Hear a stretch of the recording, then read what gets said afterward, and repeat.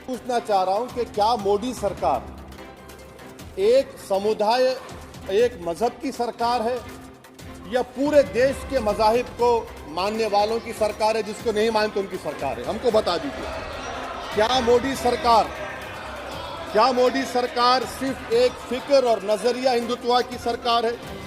क्या इस देश का, इस गवर्नमेंट ऑफ इंडिया का कोई मजहब है? इस वतन अजीज सबके मजहब को मानता है।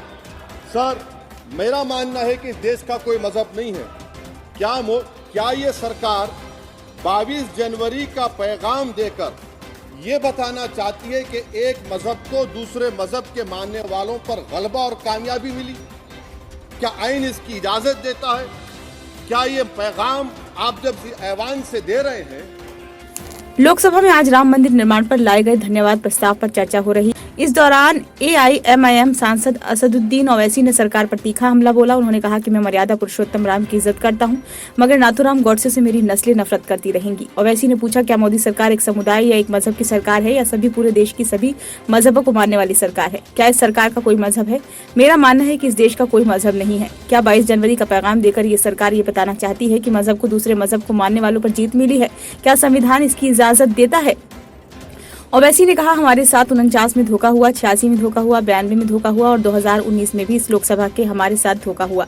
मुस्लिमों को हमेशा भारत के नागरिक होने के लिए बड़ी कीमत चुकानी पड़ी। क्या मैं बाबर का, औरंगजेब का या जिन्ना का प्रवक्ता हूँ? मैं मर्यादा पुरुषोत्तम राम की इज्जत करता हूँ, लेकिन मेरी नस्लें भी नाथूराम गॉडसे से नफरत करती रहेंगी, जिसने उस शख्स को गोली मारी जिसके मुंह से आखिरी शब्द निकले थे, है राम।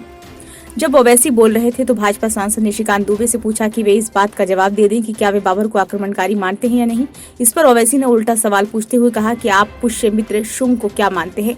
निशिकांत दुबे असदुद्दीन ओवैसी से आज भी बाबर की बात पूछ रहे हैं। आप मुझसे गांधी के बारे में पूछते, जलियांवाला बाग के बारे में पूछते, मैं अपनी शिनाख्त को नहीं मिटने दूंगा। मैं वो काम नहीं करूंगा जो भाजपा चाहती है। मैं संविधान के दायरे में रहकर ही काम करूंगा। अपने संबोधन के आखिर में ओवैसी ने कहा, आज देश के लोकतंत्र का प्रकाश सबसे कम है। आखिर मैं यही कहूंगा कि बाबरी मस्जिद है और रहेगी। बाबरी मस्जिद जिंदाबाद, भारत जिंदाबाद। ब्यूरो रिपोर्ट, नई दिल्ली।